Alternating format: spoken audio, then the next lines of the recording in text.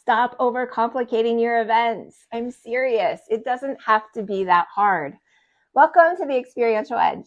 I'm going to give you a number that is going to make you rethink everything you thought you knew about why events fail. So stay with me. I've been in this industry for 20 years.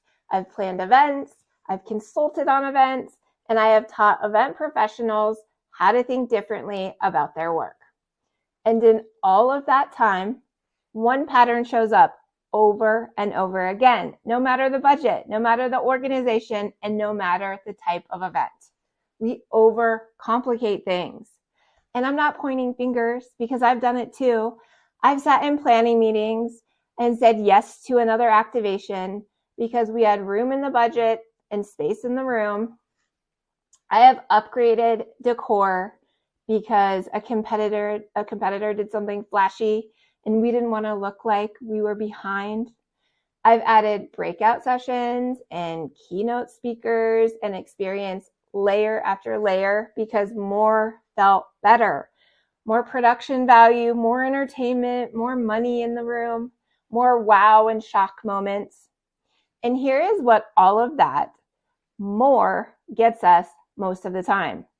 A really beautiful event that nobody can prove was worth producing. So here's that number that I wanted to share. 79% of event planners cannot prove event ROI. 79%. That's nearly 8 out of 10 of us walking into budget meetings and stakeholder reviews and year-end conversations and just crossing our fingers that it went really well and that it's going to be enough. And it's not enough. It has not been enough for a long time. And I think most of us know that. I'm not talking about ROI in terms of registration and attendance numbers. Those are just head counts. So, why is this happening to so many of us? Why, in an industry full of talented, creative, hardworking professionals, can most of us not prove that our events are working? Well, I will tell you, it's because we skipped the most important step. Before the venue, before the catering order, before the run of show and the speaker contracts and the theme and the florals, there is one question that has to be asked first. And most planners never ask it. What do we want this event to accomplish? That's it. That's the whole thing. Not what do we want the room to look like? Not what have worked in the past? Not what the CEO thinks would be really cool to have at the event.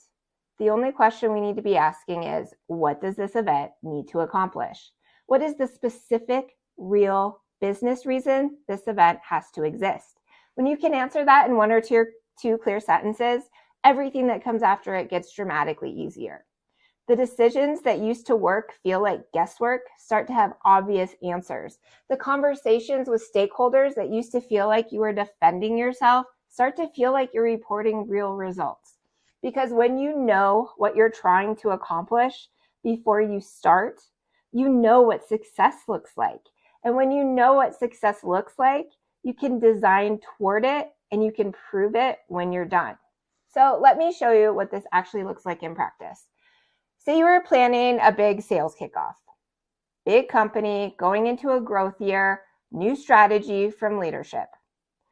A team that is totally scattered and needs to get aligned fast. Most planners would go straight to logistics.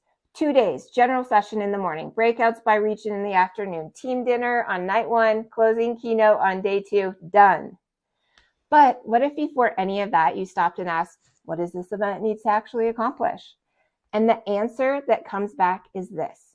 We need every single sales rep to leave this kickoff with complete clarity on the new direction and enough confidence to go sell in that moment they get back to their territory. So now you have a filter for every single decision you make. Does a 2-hour general session get you there? Maybe. Or maybe you need a workshop format where reps are actually practicing the new pitch in the room before they leave. Does the team dinner matter?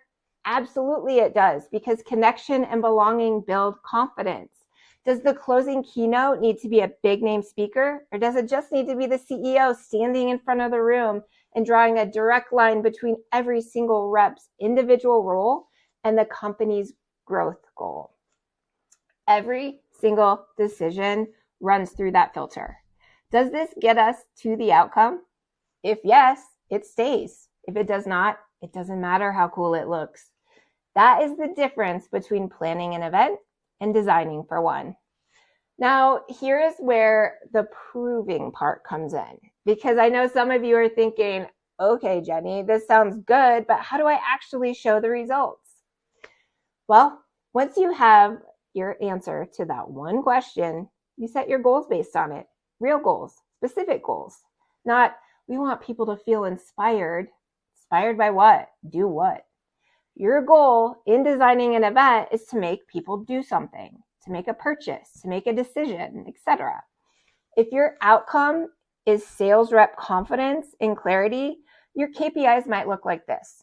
What percentage of reps can accurately describe new strategy in their own words in a post-event survey? What does pipeline activity look like in 30 days after the kickoff compared to the 30 days prior? What are event managers saying about rep readiness in the first 2 weeks back in the field? Those are the numbers you can actually report on. Those are the results you can walk into a budget conversation with and say, here's what we set out to do, and here's what actually happened.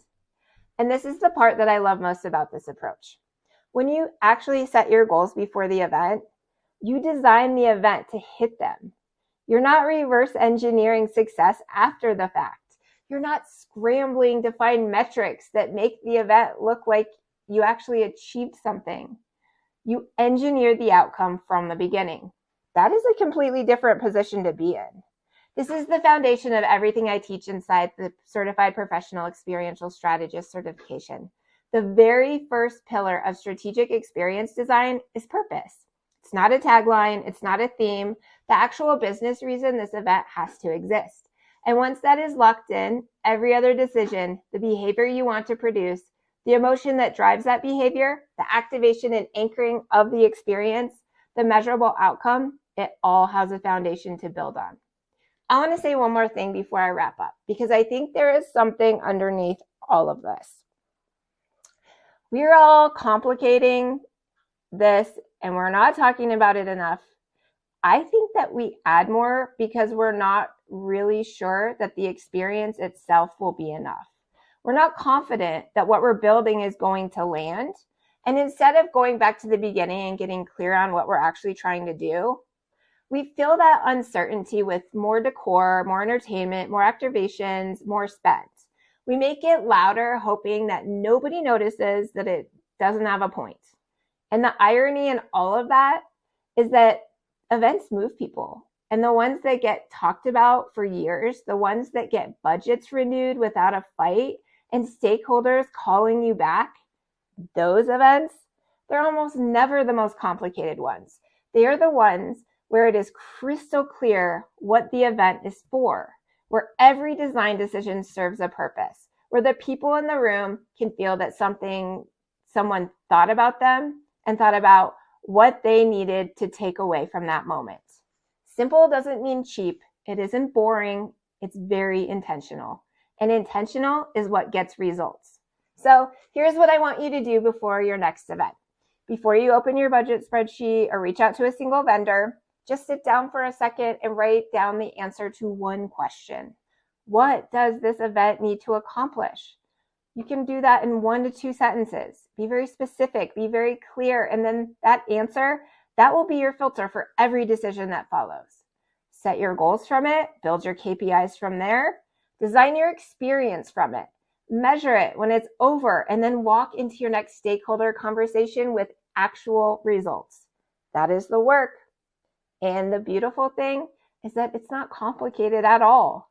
And if you're interested in learning the full framework for doing that inside a proven methodology, come check out the Certified Professional Experiential Strategist certification at the Education Institute.